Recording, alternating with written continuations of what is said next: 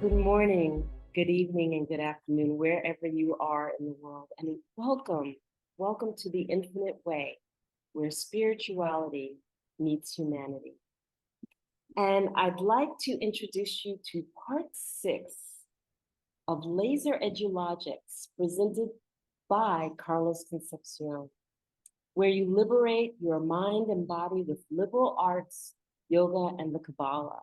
Welcome, Carlos. Good day. Good to be here. Happy to be here again. Yes, and we're so excited for you to be here because we talked about the VRD, or virtual retinal display, in our last episode, and cognitive understanding and learning in that respect. And there's so much more that I'd like to dig a little bit deeper into. So let's start here.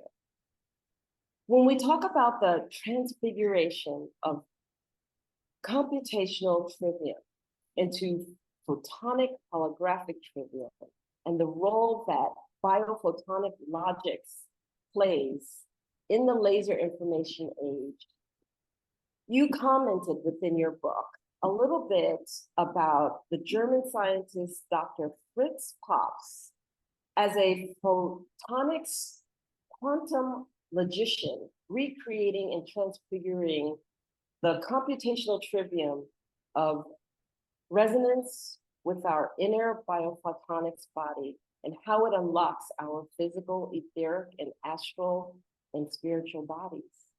Mhm. So, would you give us a little bit more background as to what that means in a cognitive sense, where we take that as our learning? Wonderful question, as always. Very insightful, very penetrating. And it's deep, it goes back to the constitution of man as it is studied in the tradition, right? In the initiatic tradition. Um, yes, we're utilizing the modern contemporary resources, all of our advanced technological understandings, like we had previously spoken, that Dr. de la Ferriere and Raimonda Bellio, they exploited all the advanced knowledge systems, the advanced knowledge space using the liberal arts. And that's it. And I'm just continuing with that approach. And so everything that we're presenting, of course, has that continuum with the tradition. So when we talk about a biophotonic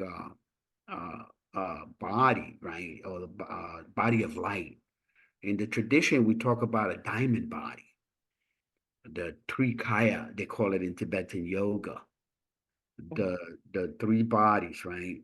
The physical, the astral, and the spiritual body, but it's all connected.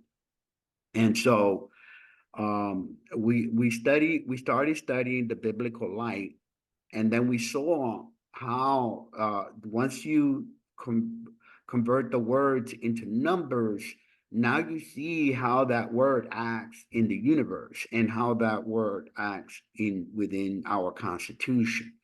And so we talked about the body, the soul, and the spirit, right? The body, the astral, the physical body, the astral body, and the spiritual consciousness that it incarnates in these bodies. So the light source, so we have this physical constitution, right? Biology, structural physiology, anatomy, and we have nervous system, uh, circulatory systems. We have all these systems, right? Endocrine system.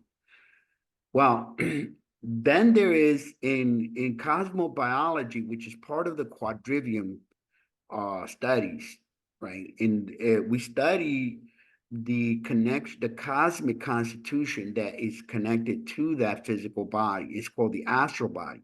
The astral body is called astral because it comes from the stars. It's connected to the stars. I think it was one of the great scientists said that we are star stuff. We're literally biologically, chemically the same chemicals in our body, the same chemicals in the sun, and the moon, and Mercury, and the stars, and the planets, and the stars. We're created of the same material. Now, what happens in the esoteric studies that we study how these bodies are interconnected.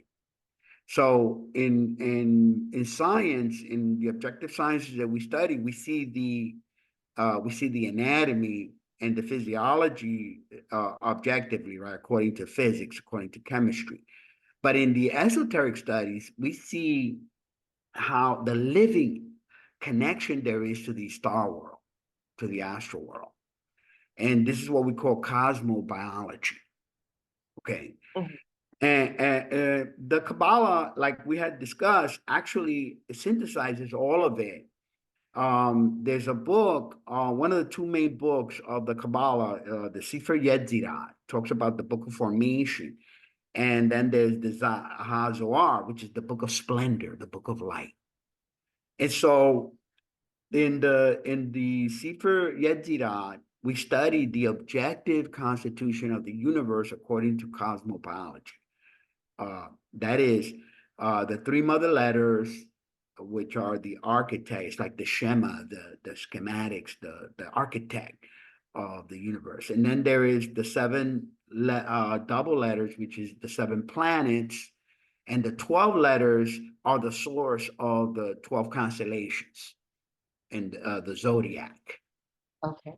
Okay, so in our bodies, the 12 constellations, they constitute the 12 regions of the body, from the feet, Pisces, Aquarius, with the ankles, the knees is Capricorn, the thighs is Sagittarius, the sexual region is Scorpio, and then in Libra with the kidneys, a Virgo with the intestines, you have Leo with the heart and the back, Cancer with the stomach, and Gemini with the lungs and the arms, and you have Taurus in the neck, and you have Aries in the head. So that's one image of the cosmic constitution of man.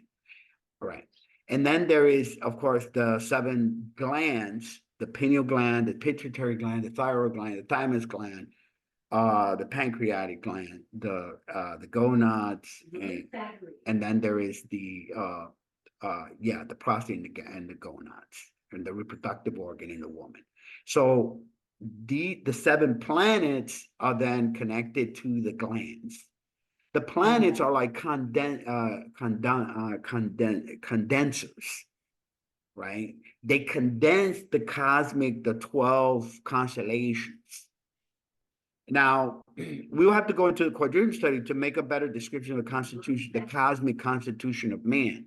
So what the ancients did was they traced the constellation, which is aggregation of stars, right? Agglomeration of stars. That's what each constellation is. But the Assyrians and the Babylonians, they went deeper and they traced geometrically, and at 360 degrees, they traced then what we call the ecliptic, which is the path that the sun and all the planets take around it. It's really the Earth's orbit around the sun. The Earth's orbit around the sun. Now, this orbit of the Earth around the sun is called the ecliptic. It's the apparent path of all the planets, and that's what we call the zodiac, the tropical zodiac.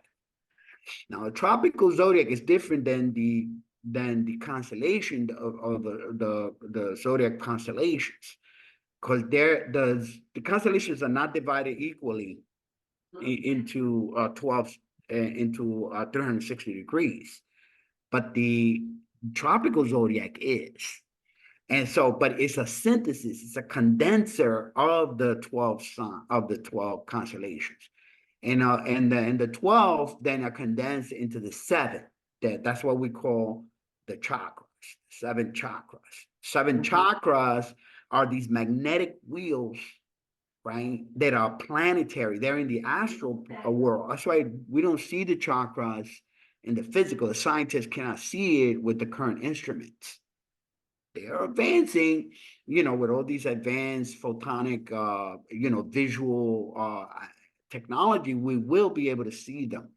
In fact, There's some technology called Curlian photography. They now Yes. photographing and this is where Dr. Fritz comes in now, photographing with the photo multiplier. He was able to zoom in sufficiently deep to uncover the biophotons. Now, the biophotons is this region, this quantum laser, biological laser inside the DNA and the information structure of the cells.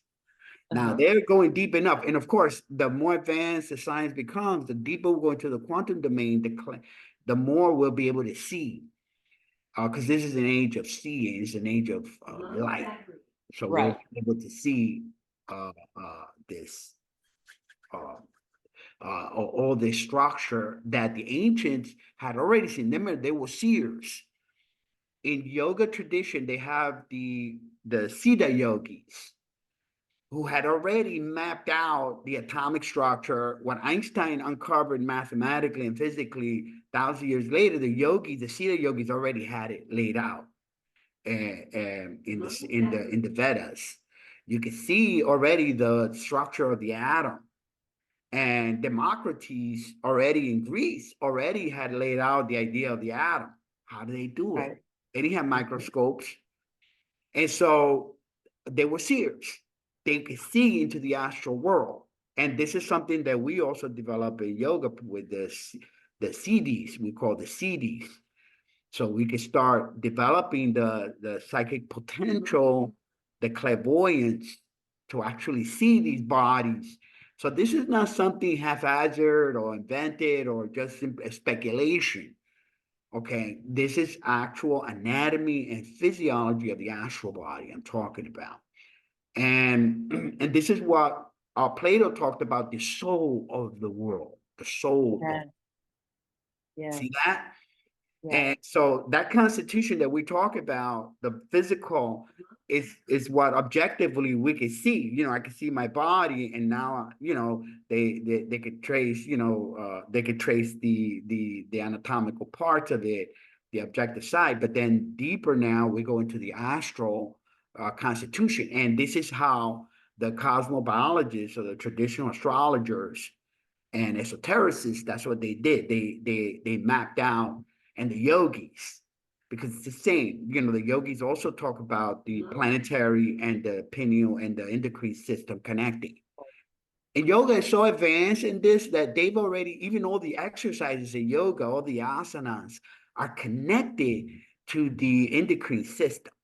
Yes. And the endocrine system is connected to the chakras, which are the magnetic wheels that harness, that connect us to the planetary energies. And so it's beautifully mapped out. And this is what the Kabbalah does as well, with the 3, the 7, and the 12. Okay. That the basis of the Sefer Yetzirah. That's how man or humanity was formed, by these cosmic forces. And, they call them angels, and now we call them quantum light. We call them different names, but the reality is still the same. It's Okay. cosmic forces, right? Okay. I would love for you to comment on the quantum logic and its ultimate limits. Homological to Abelio's absolute structure. Low battery. Right. The homologies, and this is a new it's a structural term. Abelio talks about homologies versus analogies. Right. Right. In occultism and in the esoteric literature and the traditional literature, they talk a lot about analogies, analogia divina, which is the proportion that comes from the traditional studies. But it's more related to imaging. And with the homology, we go deeper into mathematical similarities, structural unity, as he calls it, unification of structure versus image, right? So you have the number and you have the image. And so the structure relates, the homology relates to the numerical identity. And so Abelio talks about these the homological structure. He calls what he calls the absolute structure, Right. which is derived from the Kabbalah, right? The absolute structure was that first word that we had discussed, the Barashis. The Barashit is Barashit. It's two words that were put together, and it's Bara means create, and six sheet in Hebrew is six directions of space. That created a sphere, center in the sixth direction, north, east, south, west, midheaven, and nadir, right? So you have a sphere, Right. and in the center you have the seventh point, and that's where the seat of consciousness is. And so this is where Yahweh and Elohim center, and in the center of the sphere, and then they go on to create, to form the universe as we see it. And that's why in mathematics you see most of the cosmologies are created within a sphere. It's spherical, right? Yes. Yeah, everything is documented. All the mathematics, everything is documented within this sphere. It's a spherical system. And so Abelio, he went in and so he started organizing, schematizing, as they say, these structures and the genetics of this mathematics.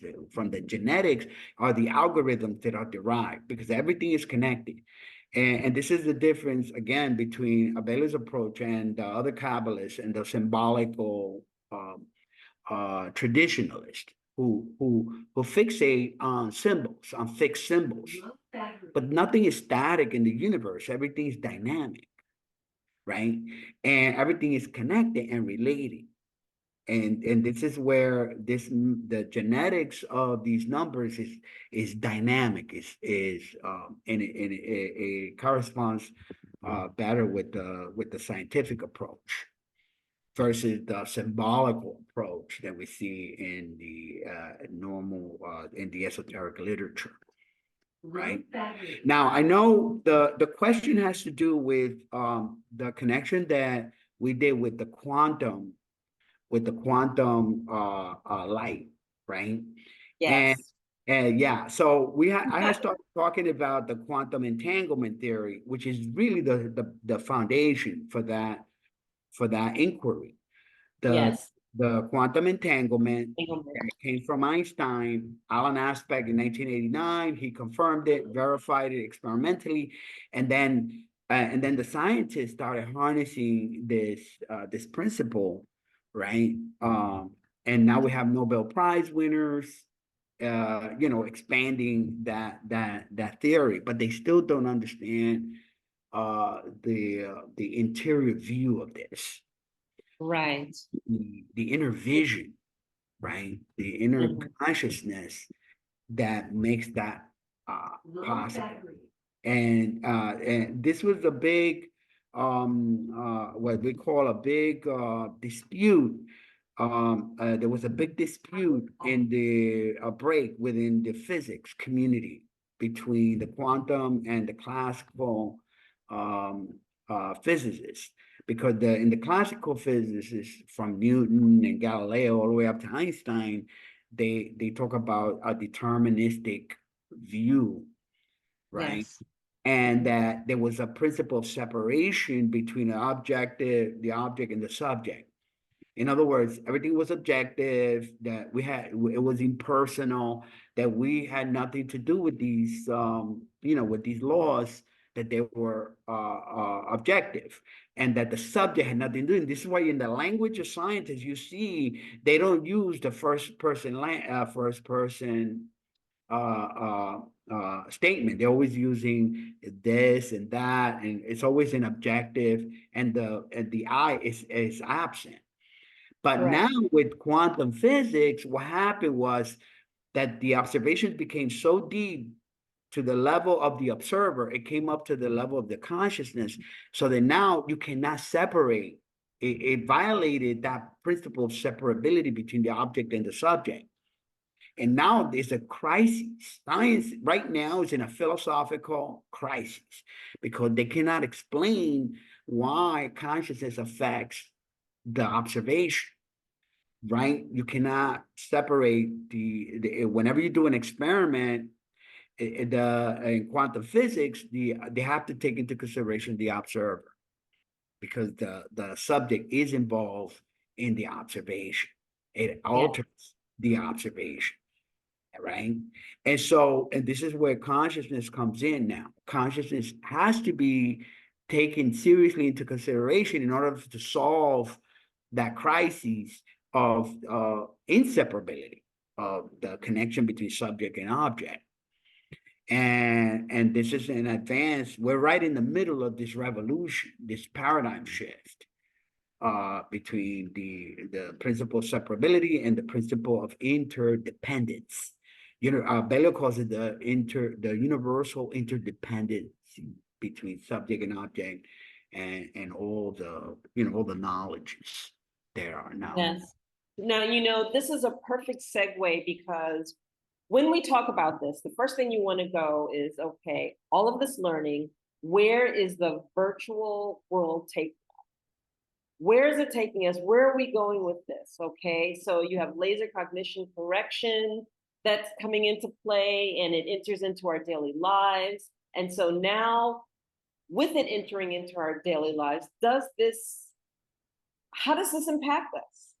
How does this really allow the learning to fruition? So one of the questions is where's the virtual world taking us? And then I also want to talk about Chomsky versus Hauser, with the different viewpoints that they have that suggests with universal grammar versus moral grammar. But before I do that, one of the things that I just thought about is that does laser cognition correction that we use to enter our daily living, does this increase our percentage of our own brain usage also? Because you know how we only use a certain percentage of our brain, right? Oh, you only use 1/16 of your brain power, and so here it is. We're going to VRD. We're stimulating the aspects of our brain that have never been used before with this visual display and ability to take in this cognitive information. Are we using our brain power more in this regard? Excellent question, because that's the evolution of the transformation of knowledge that we have been discussing, how we went from the classical trivium to the modern trivium. With Chomsky represents the modern trivium. So what he took the language studies, formalized it, and now expanded. He put the linguistic understanding of that traditional universal grammar that he traced all the way back to Panini, right? Yes. And as we said, Panini, the master guru of Pantajali, and all the way up to today, but Chomsky formalized it in a way that now and mathematized a lot of the linguistics as well, the grammar and the logic. Chomsky wrote an 800-page book on the syntactic structure of language, of grammar specifically. In other words, he found the logic in the grammar, and then he formalized it, and that opened up a whole new phase for applications. I found some of Chomsky syntax in studying Python language. Okay. Well, so it helped advance this. A lot of these advances we see in AI models, a lot of them are using Chomsky syntax. Okay. Because he formalized that, so the universal grammar is all connected in there. So, but that's what I consider with Chomsky. What he did was he created the modern trivium. That's the way I see it. In other words, he created the modern foundation for the advancement of grammar. He formalized it and made it accessible to computational sciences. Okay, but it's still within the human domain. And then we go on to the computational trivium, which what they've done, they've taken Chomsky syntax and applied it to these computer languages, Python being one of them.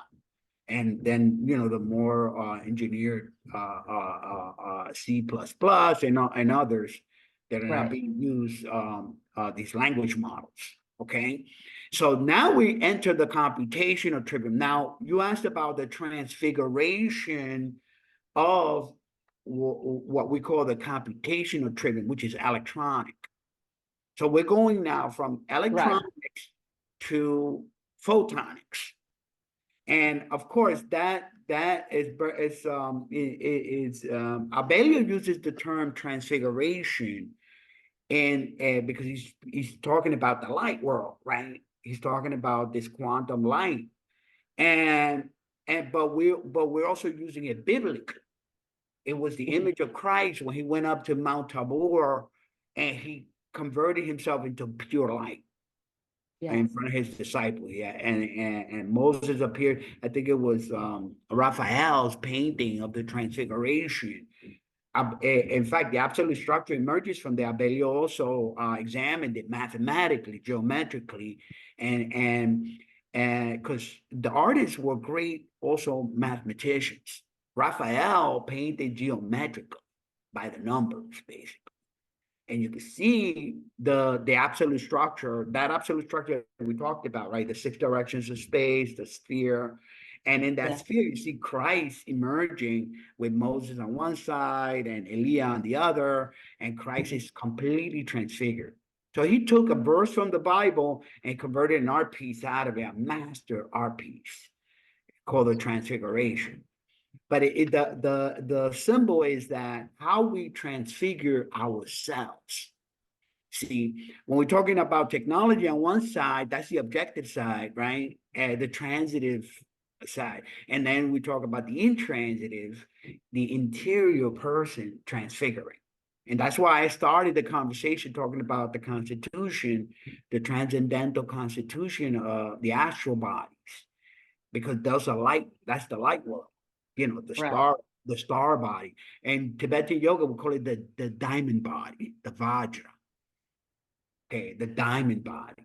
And again, we saw about the diamond lasers and how we crystallize these things, but most of us are so object oriented, our vision are so outward thinking. We never think of it as if we are diamonds, as it we have a diamond body, in the sense that you have to go inward. And this is what the liberal arts do. They turn you inward, self-reflective. And that's what the esoteric sciences do. They bring you inward. They turn all the knowledge onto yourself. They make it self-reflective. And so you see, instead of looking just outward to the universe the way the scientists do, because they've been trained that way, they've been indoctrinated into thinking objectively. And so now we take the intransitive knowledge and we turn it inward, and we see it in ourselves. We see the universe in ourselves. See that? And so this is the analogy, the homology that we're talking about, the transfiguration of computational science with the photonics now coming in. We know that that light is biblical, and we know that that light is consciousness manifesting itself in the objective world, knowledge world that we're living today. And so that light is now also awakening us. It's a universal collective illumination of mankind.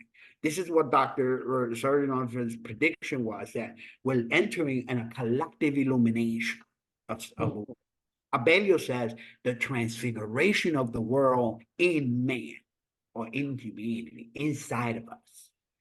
And so so as we're seeing and all these photonics emerge, this is not happening outside, it's coming to us. And I discovered then, of course, this is why the virtual retinal display became to me the most important technology of the age. Because this is where it all meets in the eye, in our eyes. The retina is where the information from the external world is converted into internal. It goes into the neural circuitry of the brain. And now we have the retinal laser display, a device that actually takes that information that we have and transmits it directly into the brain, into the visual cortex.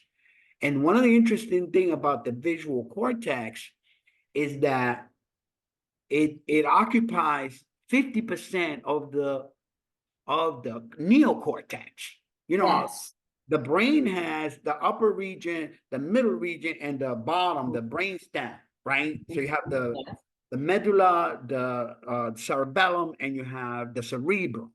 And most of our higher reasoning faculties are in the neocortex. Mm-hmm. The language use, the consciousness, the mathematics, all of that is happening in the visual cortex, in the neocortex. But the visual system occupies 50% of it. So and absorbs over 80% of all the information that comes from the external world. So it's a major pipeline to the human brain. That's why visual education is so important. Mm-hmm. And now we're talking about computational, visual computation, and we're talking about visualization of knowledge and information. And so there's a huge revolution now in advanced computational visualization. That's so part of it. But the laser, the holograms are now taking us to the next paradigm, to the next Right. level of Right. visualization. And I don't want to go into holograms yet because we can't Yeah. talk about this work without talking about Hauser's work and his thoughts on moral grammar. And it works the same as, let's say, Noam Chomsky's work with the cognitive capacity, you know, acquiring language and how it shapes and applies our language. But would you comment a little bit more on Hauser's work? Wonderful. I came across Hauser's work investigating Chomsky's grammar, right? And Uh-huh. I found two sources. I found a visual grammar with Gunther that utilizes the Chomskyan model, the Chomskyan grammar model. Mm-hmm. This is the most advanced grammar we have today. You know, transformative, genetic, very advanced. So what they did was these colleagues of Chomsky's, one went into the visual, he converted a grammar, a visual grammar, okay, of the eye. The eye operates with its own grammar. And so, because it's intelligence, right?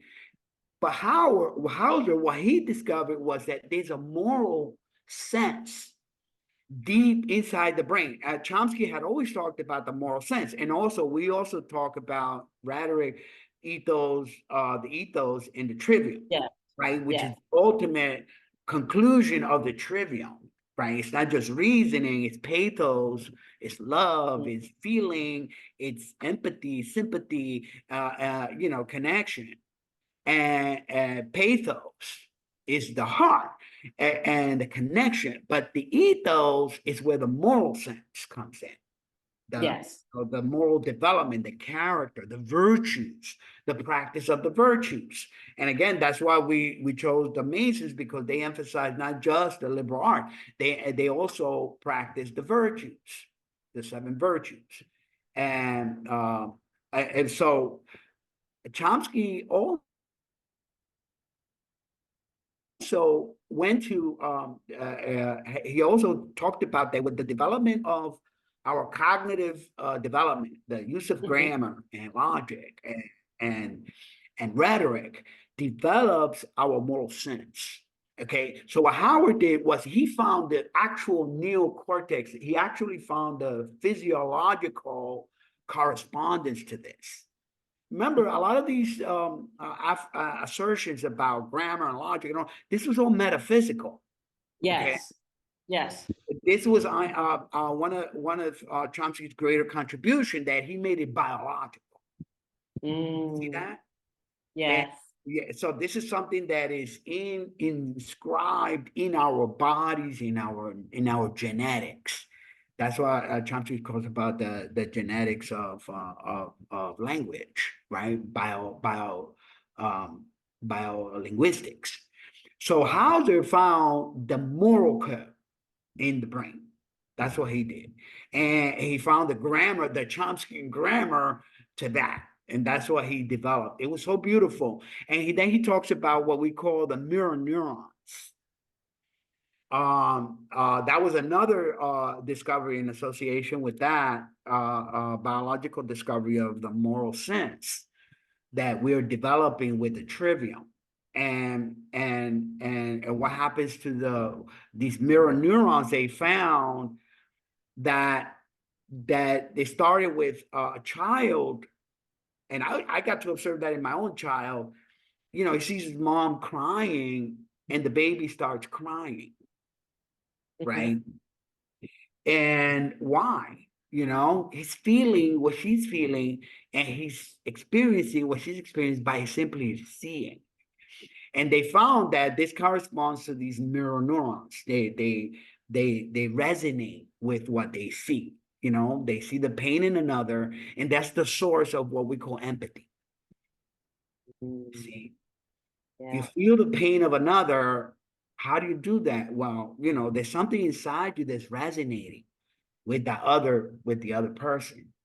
And so the moral sense then starts to kick in with what they discovered was the mirror neurons. But Hauser goes, and what he does on the other side, he takes grammar, he takes Chomsky grammar and develops it, and he shows you the parallel, right? Which in essence is just a continuation of the tradition. Like it's just confirming, verifying, and developing in a more scientific, formal language what we already know, which has been for 2,400 years. That the grammar, you know, that Aristotle formalized, and it's been the guiding light for education all throughout. And only now we're giving it a more scientific, formal sense to it. Right, right. So before we go into holographics, I'm going to say 4 words. Yes. Functional magnetic resonance imaging. Uh-huh. Will you share with us a little bit about it to establish just a little bit of a foundation? Oh, wow. That's very interesting. You know, there's a lot happening now with this functional resonance imaging now. Some people may be familiar with Dr. Daniel Amen. He's done like 80,000 brain scans. And now they have clinics all over. This observation I started doing like 20 years ago.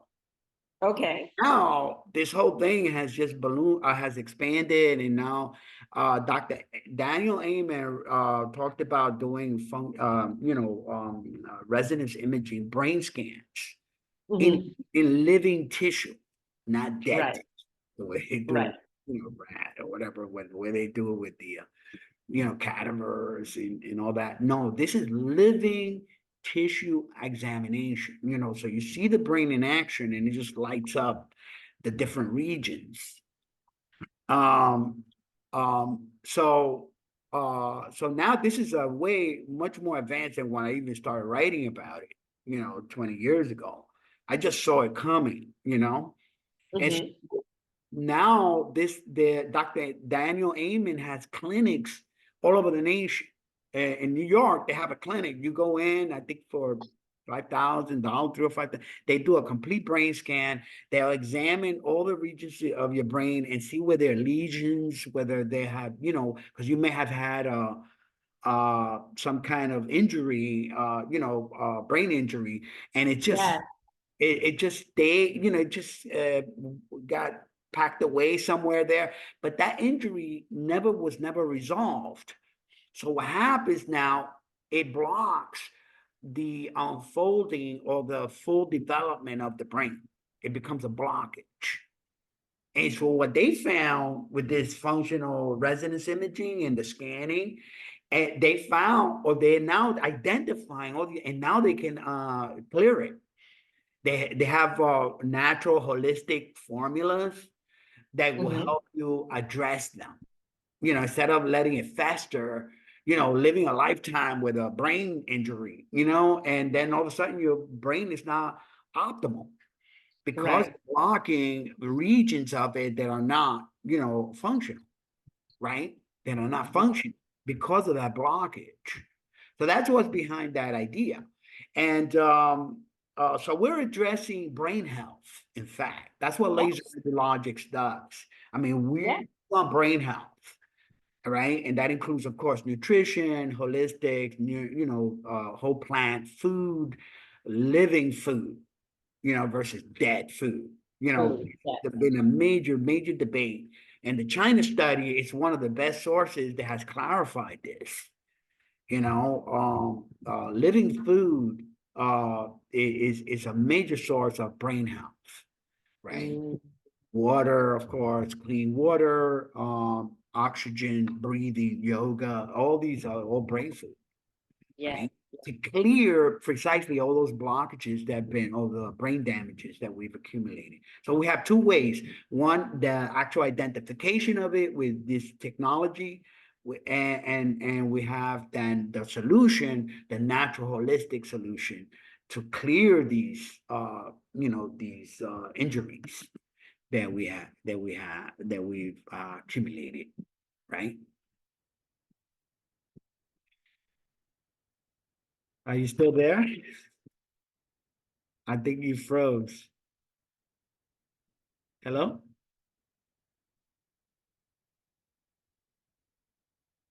Hello.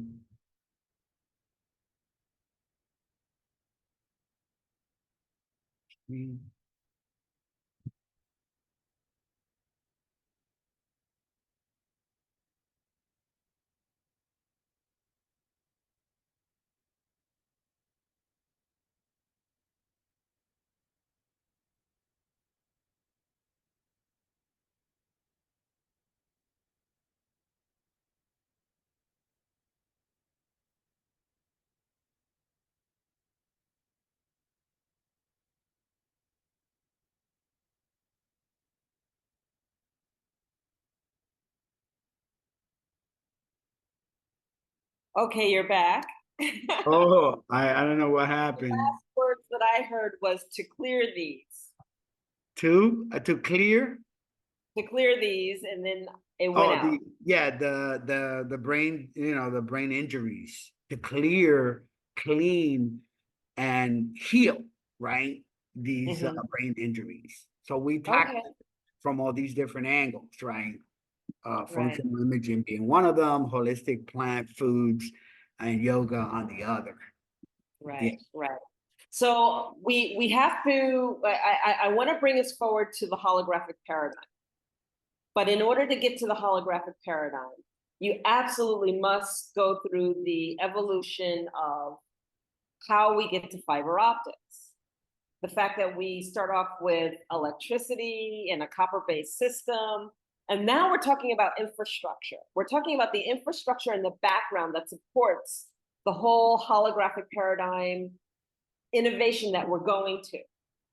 And so I love this because this is my realm. This is where I love infrastructure and putting it together. So why don't you take us through the journey and the evolution of copper infrastructure versus fiber optics, and then fiber optics to free space optics. Wow. Yeah. So that goes back to the Laser Information Age book, which was so exciting for me, discovering this new infrastructure that was emerging, or that is actually emerging, and that the new world, the new age that we're actually entering, and the age of light that was promised in the literature, the age of revelation, and all this wonderful stuff where I'm actually witnessing it. And so there's a study in geomagnetics where they it's called biogeometry was the course that I took with Dr. Gilbert, but it's really geomagnetics and biomagnetics. And so what we found is that electricity is one flow of electrons, right? And it's energy. When electrification really started in the 19th century, and it was a huge breakthrough, right? Electrification. when the city started. Einstein himself, by the way, discovered that his father was an engineer for an Yes. electrical company. And so he started playing with these gadgets. And that's how he started his love for electromagnetics, right? Mm-hmm. Mm-hmm. And so, um, Oh, bring your camera down again. okay. Thank you. Oh, I can't hardly see myself anyway. So yes, so this is studying the light world, right? You have to study the history of electricity, right? And how how all this electromagnetics happen. And Einstein was a big part of this. I studied like 3 biographies of Einstein, and it was so beautiful how he interacted in real time with these devices that were, when and this was the beginning of electrification. But but what we found in the esoteric side of these studies was that electricity is really the negative form of this energy.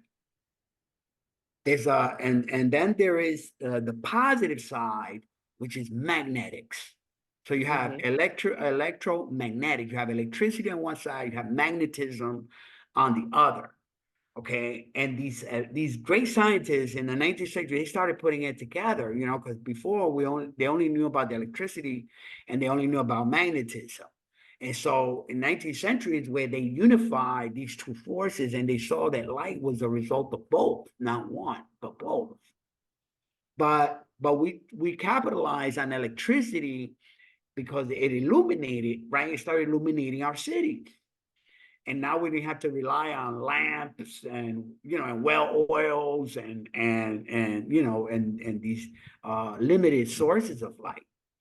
And that was all part of, again, that dark age, right? Yes. They didn't have that light. The beginning of the age of light starts with electrification. Of course, but we're still in a transition, but there was a negative side to that electricity that we found in the esoteric studies, and is that it's destructive. It's also chaotic, and it produces pollution, right? What we call electromagnetic smog, right? And so we didn't see none of this, of course, and at the beginning, but as we advance in the quantum studies and you go deep, you start seeing how clean the laser light is. It's impure, right? And so as I discovered the electron flow through electricity in the esoteric studies, we found that it's a source of damage. It's like you can get electrocuted. That's how powerful. Not only that it's powerful, it's chaotic. And that's what we call incoherent light, the incoherent source of light. And of course, there's also a biblical side to that, about the angel Lucifer was the most beautiful angel, and it was the God's first angel. It was that's why they call him Lucifer, the light. And so, and then the legend or the symbols that the fall of these angels, okay, the fall. And what that meant, in fact, was that there was a descent into certain region, into the earth, this descent, right? This quality of light.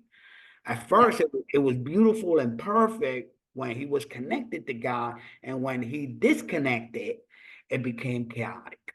It descended into this sphere, and a lot of this was all metaphysical, but now we're finding the physics of it, and so we find that this light, it's incoherent.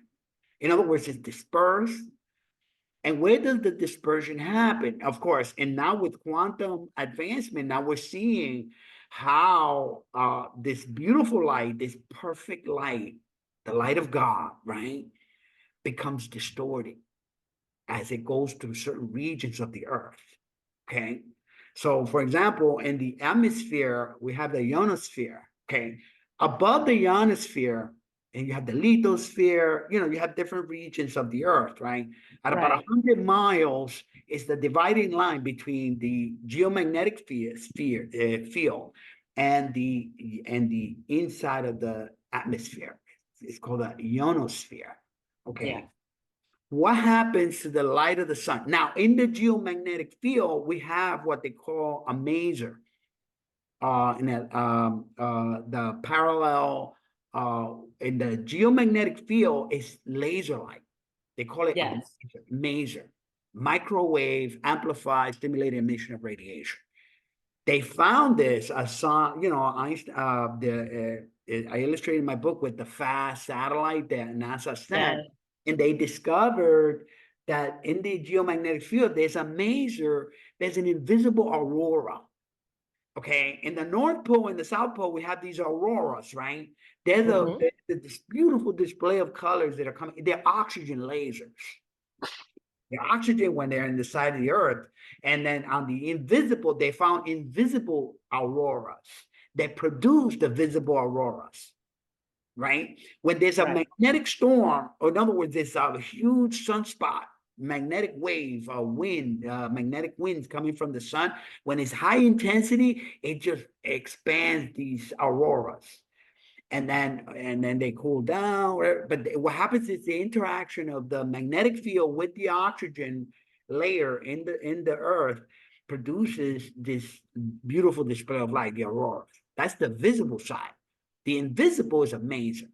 In other words, it works at the microwave level.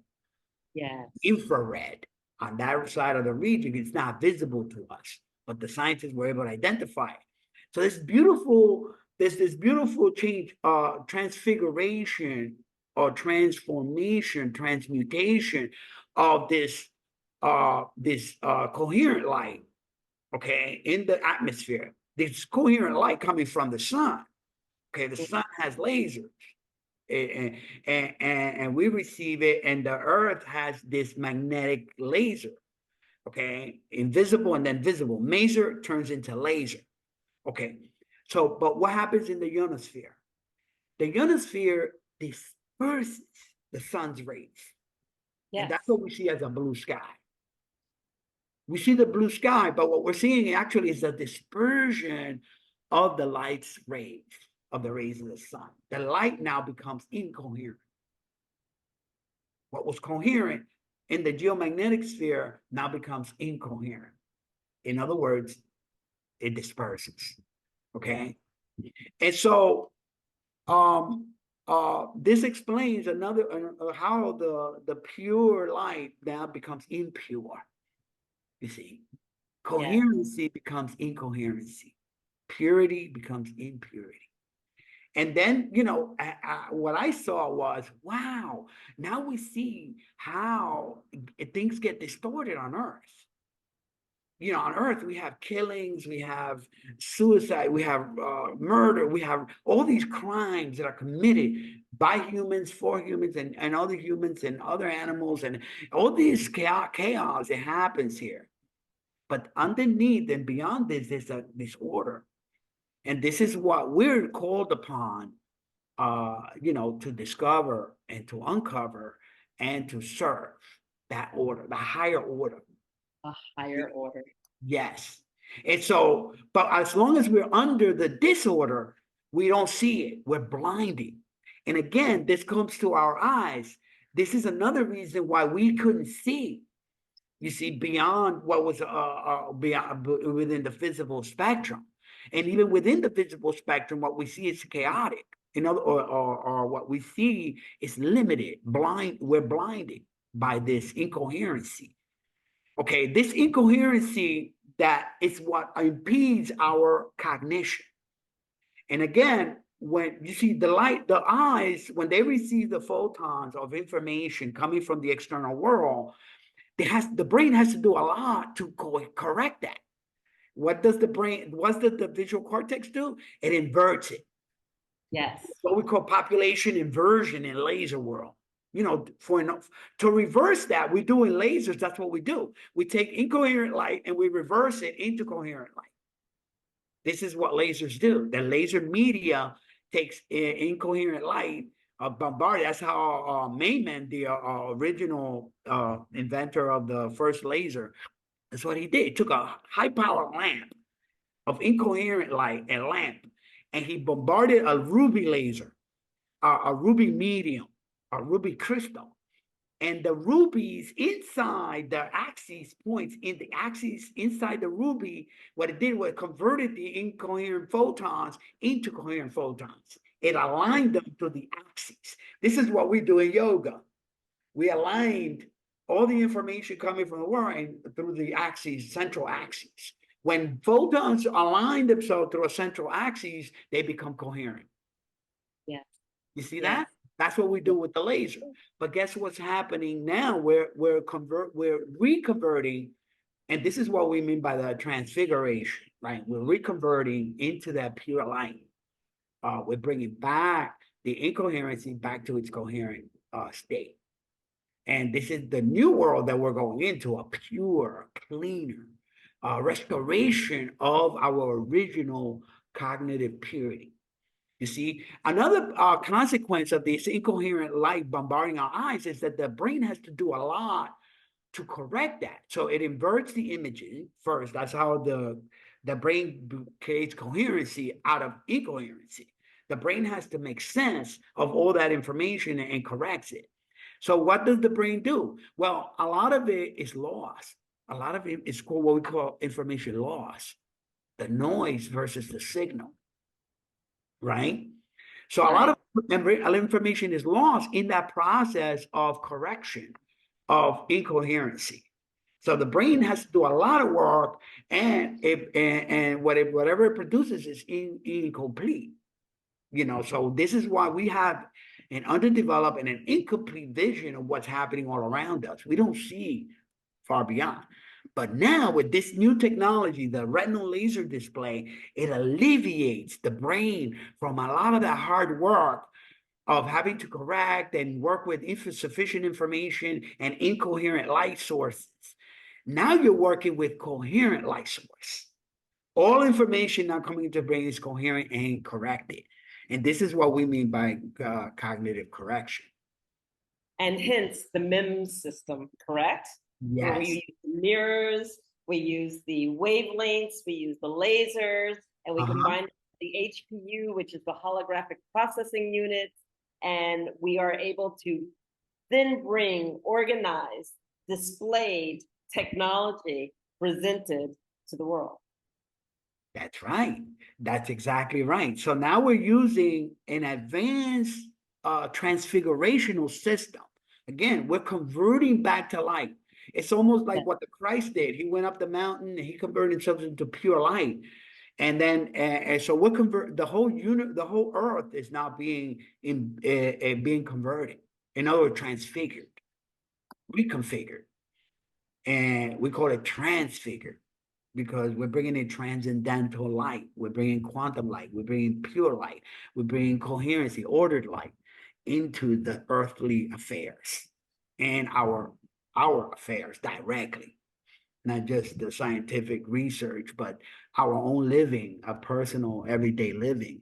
And now we're going to be wearing, right? This is what we call the augmented reality gears. Augmented reality, absolutely. We talked a little bit about it last time. Yes. Where that pure light now is informing the brain, informing the visual cortex and the neocortex. And now we're going to immerse our studies, we're going to take all these knowledge, education, right, to that level, where we now can absorb a lot of this knowledge without all the hassle of clearing and the incoherency. Right. We've cleared the road. Now the light can flow. Yes. And this is going to be a beautiful place to end it, but I have one last question for you, which is basically this. Okay. We have the holographic principle. We understand it, and we understand about the theoretical results. But you can't leave this topic without relating it to black holes and how that picture asks of how they're comparing holographic principle to black holes? Oh my God. There's so many aspects to that. It's just amazing. I mean, the Kabbalistic parallel, of course, Yes. black hole. What's a black hole? Right. What is a black hole? Yes. It's a gravitational field. Okay, this universal gravitational fields, and it absorbs, just brings it swallows up the light. And the reason it's black is because it's invisible. It's not, it goes beyond our visible spectrum, right? It may be translucent, in fact.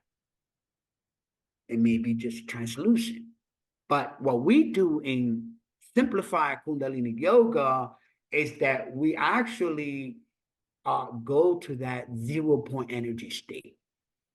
Right. Where you turn off the lights of the universe and you navigate into that absolute space. And you have to go through that black space because it's static. All that dynamics of the universe, all the light, you just turn them off. It's like switch off and you go to sleep. But only in here, you're not going to sleep, you're going into a higher consciousness. You see? So it is the portal, in fact, to that spiritual universe, to that spiritual dimension. That's basically what it is. It's gravity. Vedatiti calls gravity God. Okay. Newton called universal gravity, the universal force. Gravity, in fact, they call it the unified field. In both Vedatiti and Vedatiti Maharishi, which was the father of the simplified Kundalini Yoga system, where I got my initiation from, it's a Siddha Yoga tradition, and that's what we do. We go into different states of meditation till you reach what we call the delta level. You go from alpha to theta to delta. In delta, the brain waves, they level off. They level off and they go static and they disappear. You see? But you don't disappear. You see, your consciousness exists. Always. You see that? Yes. In that space, in that absolute space. You see? And that's the absolute rest. Your body is in samadhi. Your body is absolutely static. It's static. It's and your consciousness goes into that state, the absolute space. So in essence, that black hole is a portal to the spiritual universe. And so, but what the scientists discovered with the hologram is that the holographic universe, the theory of the holographic universe, is that on the surface of this black hole, you have the holographic principle. In other words, where light interacts, and at first they thought with Hawkins that the light never escapes once it goes in, but the light does. You can't see information. Now we're seeing information interacting and coming out. But what it is that is on the surface, you have this the light principle, because light comes from there. You see, that's one of the greatest mysteries. From the absolute comes the Holy Trinity, the 111. From zero, the 0 point energy state, comes the 111, and that's in the I Ching, mathematically. And that 111 is the static principle, but then if you take the one, you take that one and you separate the 1 on the right. That's the principle of separation, right? Where you start creating, right? The 11 in secret value or triangular value. This is a Pythagorean principle in the Quadrivium. If you add 11 times 2 divided by times 12 divided by 2, you're going to get 66. It's called the secret value, and the secret value is the triangular value. Pythagoras used to write numbers in the triangle. So, for example, the triangular value of 10 the triangular value of 4 is 10. Why? Because 1 plus 2 plus 3 Three. plus 4 Yes. triangle is 10. So to Right. get to 10, you have to add up all those numbers that came before it. And so in the case of 11, which is a component of 111, you separate 11, you get 66. Yes. And that's the secret value. The root value, the secret root of 66 is 11. So what do you have in 166? The manifestation of the absolute in Kabbalah. And then that generates the whole Kabbalistic tree, and the manifestation starts to happen. So you see in the hologram, if you go back, now all these numbers are also mirror numbers, of course. And then you see that this is where the holographic principle starts to happen. Because a hologram is basically a three-dimensional image created by lasers. Okay, that's why when you see in a hologram, now you see them, they're using it for many technologies, right? So it's 3D image that's created from a two-dimensional source. So now we're going into the third dimension of visualization, right? Versus reading a book, right? You're reading it in 2 dimensions. You're reading a line, or you're seeing a width and height. Yes. Right. So now with the hologram, you got depth. So now you got 3 dimensions. So all the information that you're interacting with is now in 3D. And that's the beauty of interacting with information in a hologram. And not only that you're interacting in 3 dimensions, but you're now utilizing pure light, quantum light, laser light, biblical light, as I would call it. The original biblical light of God, not the fallen, incoherent, disconnected source, of light. And so that's where the holographic principle is connected to the absolute, but on the surface, it's really the first manifestation of the creative of God, the manifestation of the light principle. You see. So we're way past an hour. And I know I want to end this, but I have to ask this last question, which is, Sure. So the holographic principle then suggests that the universe could be like a gigantic hologram. You want to comment? Yeah, that's what we have. And we have actually the mathematical esoteric theory of it with Abelio, which we're going to be publishing. How these numbers reflect each other. And the holographic principle in essence is that the part reproduces the whole. And that goes to the Kybalion, okay, the all in one and the all and the one in all. Right? So the whole is in each of the part, because God is everywhere, right? And he's whole. You cannot fragment that universal principle. So the question was how the part relates to the whole, and how the whole is included in the part. And the hologram does that beautifully. You cut any hologram anywhere and it will reproduce the whole. So it's holistic in that sense. Excellent. Oh my God, this has been a wonderful, wonderful conversation. Thank you so much. Is there any last words you want to leave with our audience? Well, there's always the invitation to follow up on these studies and follow up on these works, So these books will be available online shortly. So you can investigate them for yourself, but start creating that awareness. Okay. Thank you so much. This has been unbelievable. I love these conversations. I look forward to our next conversation. And we're going to talk about the MIT courseware, and we're going to talk a little bit more about the Knowledge Society. So stay tuned, and Thank you, Carlos, Concepcion, for your wisdom, for your expertise, for all that you bring and all that you share. Thank you for being on our show and sharing your heart. So appreciated and so much gratitude.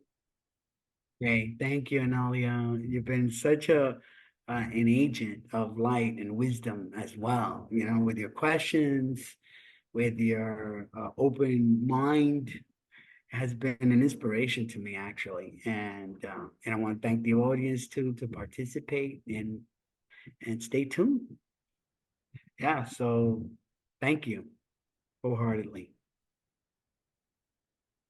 Thank you, Carlos. And this has been another episode of The Infinite Way. If you liked what you saw, please subscribe, please like us, please share, and we'll see you next time. Bye-bye, everyone. Bye-bye.